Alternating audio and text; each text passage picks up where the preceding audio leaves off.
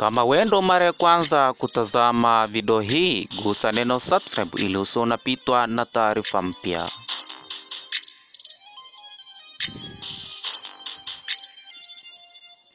Leo Novemba 8, 2025, Wizara ya Elimu, Sayansi na Teknolojia na maanisha nchini Tanzania imetoa tamko rasmi la kuripoti vyuoni wanafunzi wa mwaka wa kwanza na wale continuous au wale wanaoendelea.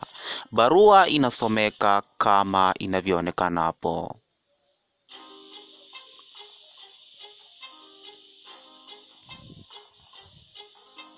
Wanafunzi wa mwaka wa kwanza wanahitajika kufika chuoni, yani kuanza kitu kinachoitwa orientation program.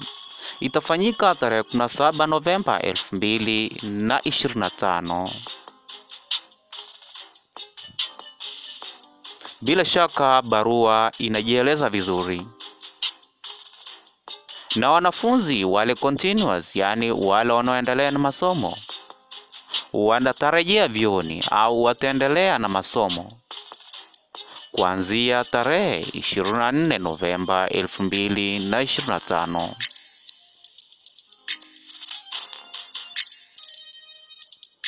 Vilevile wizara imewahimiza wanafunzi kufika vyuoni kwa wakati sahihi.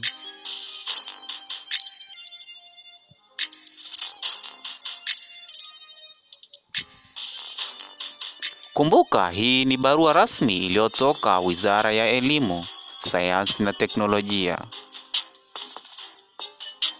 Cha kukukumbusha zaidi, ili usiwe unapitwa na taarifa mpya, gusa neno subscribe.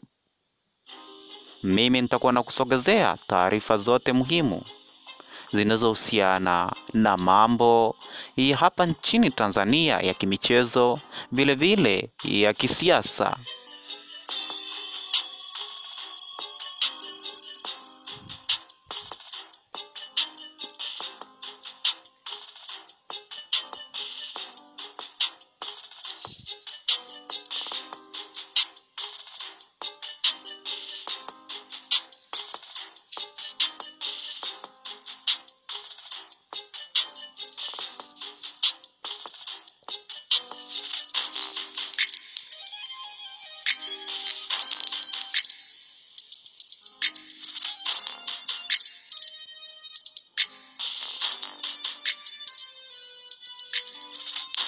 Na kukumbusha, share video hii au sambaza video hii ili na wengine waweze kupata taarifa hii, wasichelewe kufika vyuoni.